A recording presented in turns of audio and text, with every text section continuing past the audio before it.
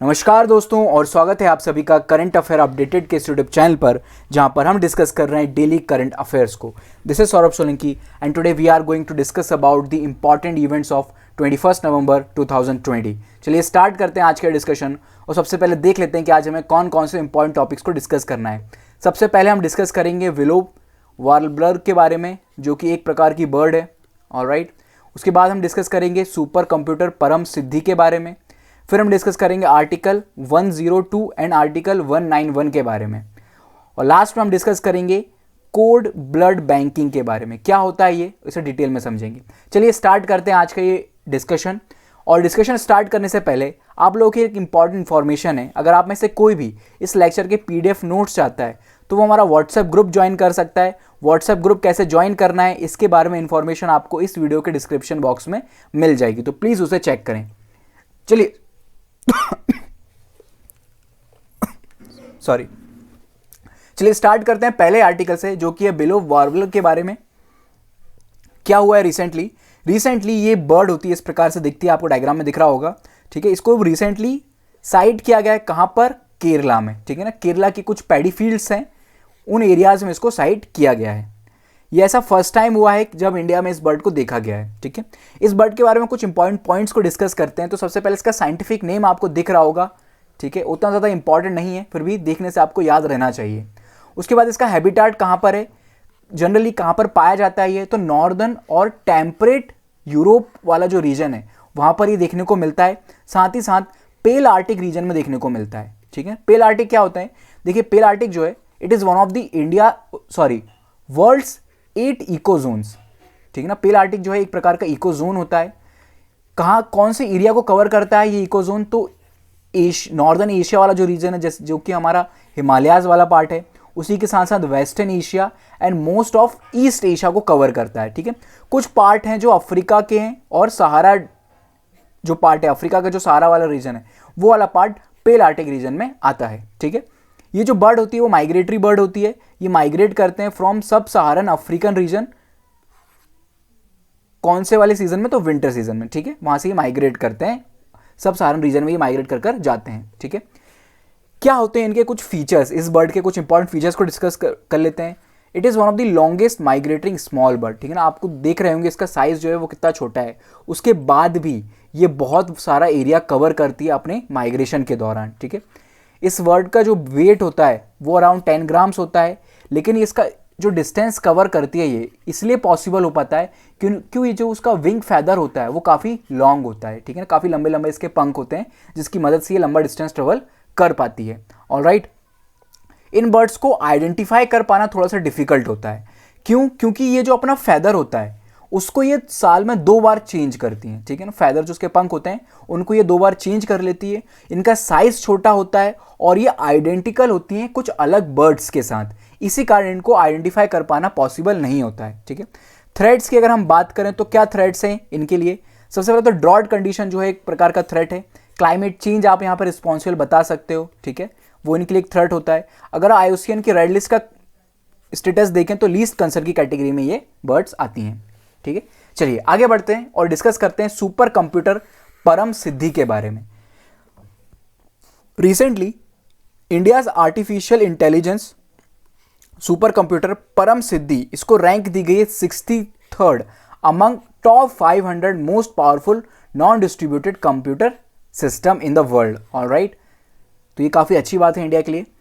परम सिद्धि के बारे में डिस्कस करते हैं। तो सबसे पहले इसको डेवलप किसके द्वारा किया गया, ये पॉइंट आपको याद रखना है। इसको डेवलप किया गया department of science and technology के द्वारा, जो कि वर्क करता है under ministry of electronics and information technology. Alright, ये नेशनल सुपर कंप्यूटिंग मिशन है के अंडर बनाया गया है। ठीक है, जिसका सेंटर कहाँ पर है?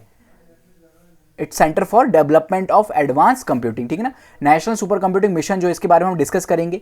सारे जो भी सुपर कंप्यूटर्स इंडिया में डेवलप किए जाते हैं वो इसी मिशन के अंदर डेवलप किए जाते हैं। ऑलराइट, ठीक है, फिर इसके बारे में कुछ इसकी स्पेसिफिकेशन बताई गई हैं। क्या इसकी स्पेसिफिकेशन है? तो देखिए, इसकी जो पावर वगैरह बताई गई, इसकी रैंक वगैरह बताई गई है, वो कितनी है? 5.267 पेटाफ्लॉप्स से लेकर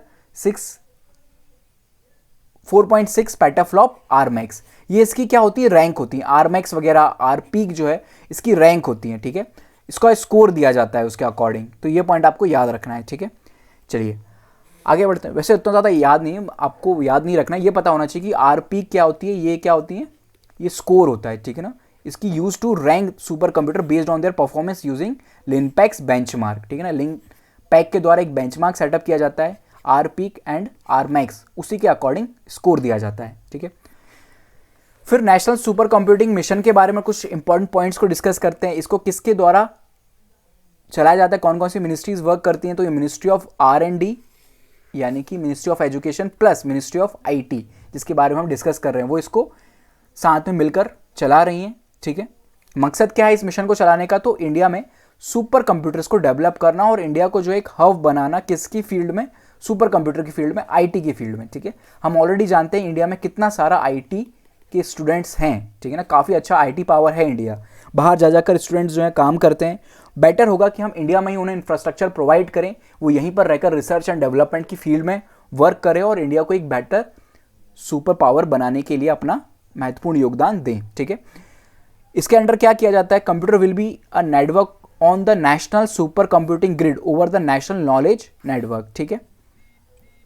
चलिए आगे बढ़ते हैं और कुछ इंपॉर्टेंट पॉइंट को डिस्कस करते हैं। जैसा कि मैंने बताया, इस मिशन को इंप्लीमेंट किया जाता है किसके द्वारा, department of science and technology के द्वारा, ठीक है। ऑब्जेक्टिव हम ऑलरेडी डिस्कस कर चुके हैं इसके। चलिए आगे बढ़ते हैं और डिस्कस करते हैं हमारा अगला इंपॉर्टेंट टॉपिक, जो कि आर्टिकल 102 एंड आर्टिकल 191 से रिलेटेड। क्या है ये दोनों आर्टिकल, कौन सी फील्ड से डील करते हैं ये, तो ये डील करते हैं MP एंड MLA, ठीक है। अब आप मुझे खुद बताइए कौन सा जो आर्टिकल होगा वो MLA से डील करेगा, कौन से MP से डील करेगा। तो आर्टिकल 102 जो है वो MP से डील करता है और आर्टिकल 191 जो है वो MLA से डील करता है, ठीक है। डील करता है कौन सी फील्ड में, तो ऑफिस ऑफ प्रॉफिट के रिलेटेड, ठीक है, ऑफिस ऑफ प्रॉफिट के related. Alright, office of profit क्या होता है, तो आप सभी ने कंडीशंस पढ़ी होंगी। अगर किसी व्यक्ति को MP वगैरह बनना है या MLA बनना है या फिर कोई मिनिस्टर बनना है, तो they should not hold any office of profit. ये वाली चीज़ कहाँ पर मेंशन है, तो ये मेंशन है MP के लिए आर्टिकल 102 में और MLA के लिए 191 में, ठीक है। ये पॉइंट उम्मीद है आपको क्लियर होगा। अब ऑफिस ऑफ प्रॉफिट होता क्या है, ठीक है, वो चीज़ हम बाद में डिस्कस करेंगे।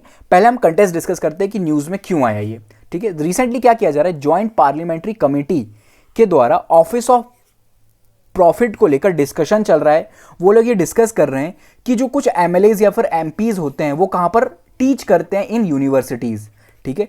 तो क्या इस बात को ऑफिस ऑफ प्रॉफिट के अंदर इंक्लूड करना चाहिए या नहीं, इस बात को लेकर डिस्कशन चल रहा है और प्रोविजंस वगैरह को लेकर ये जो जॉइंट पार्लियामेंट्री कमिटीज हैं वो डिस्कस कर रही हैं। ऑलराइट, ठीक है।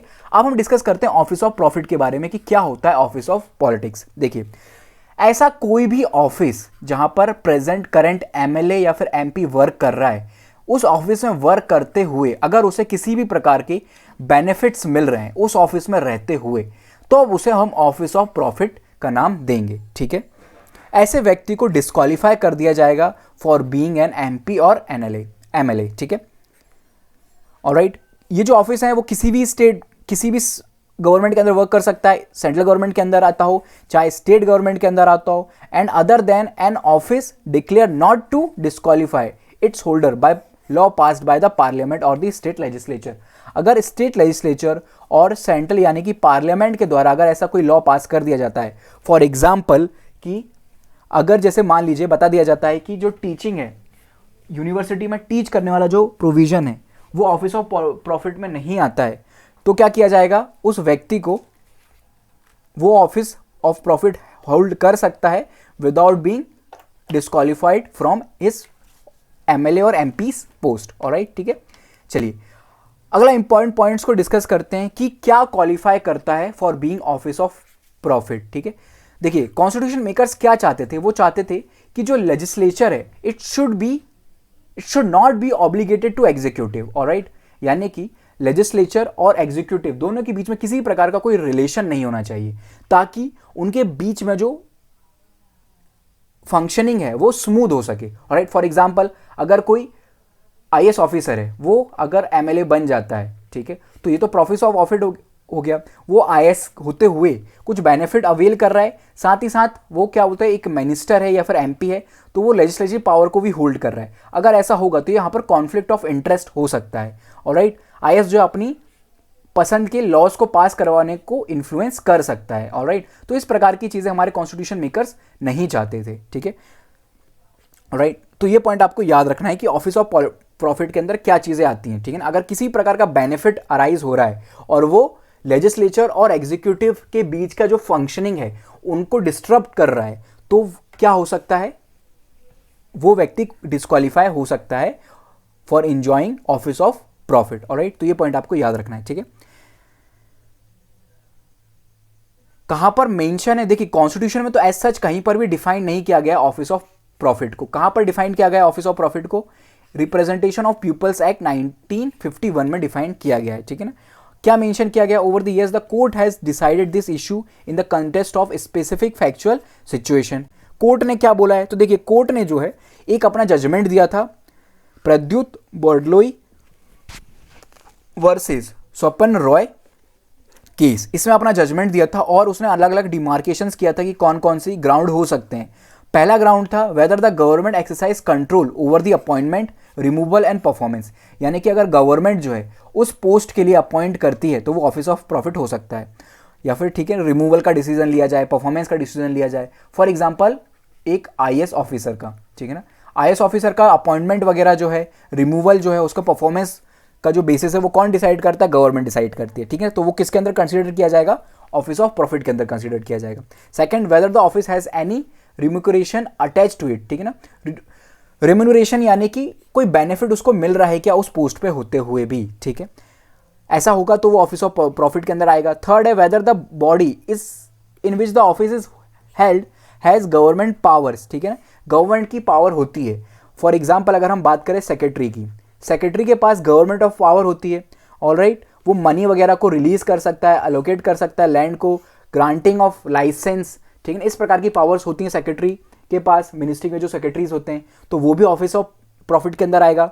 अदर होता है, फोर्थ है whether the office enables the holder to influence the way of patronage, ठीक है ना, अगर उसके पास ऐसी कोई इन्फ्लुएंशियल पावर होती है तो वो भी क्या किया जाता है, ऑफिस ऑफ प्रॉफिट के अंदर इंक्लूड किया जाता है। ठीक है, तो ये आर्टिकल हमने डिस्कस किया। चलते हैं आगे और डिस्कस करते हैं कोड ब्लड बैंकिंग के बारे में। क्या होता है कोड ब्लड बैंकिंग? देखिए रिसेंटली क्या कंटेस्ट है, एक 7 ईयर ओल्ड गर्ल को सेव किया गया जो कि नासिक की रहने वाली थी, जो किससे सफ़र कर रही थी, अप्लास्टिक एनीमिया से। ठीक है ना, तो उसको उसकी जान बचाई गई by using code blood banking. ठीक है ना, जहां पर क्या किया जाता है, स्टेम सेल बैंकिंग की जाती है। अब ये सारी क्या चीज़ें हैं, धीरे धीरे करके उनको डिस्कस करते हैं। देखिए सबसे पहले तो कोड ब्लड को डिस्कस करते हैं कि कोड ब्लड होता क्या है। कोड ब्लड क्या होता है, जब डिलीवरी हो जाती है बच्चे की, ठीक है, जब बच्चा बाहर आ जाता है, ठीक है, तो जो बच्चा जो है वो अपनी मदर की बॉडी में रहते हुए जिस चीज़ का यूज़ कर कर सर्वाइव कर रहा था उसे हम बोलते हैं एम्बिकल कॉर्ड।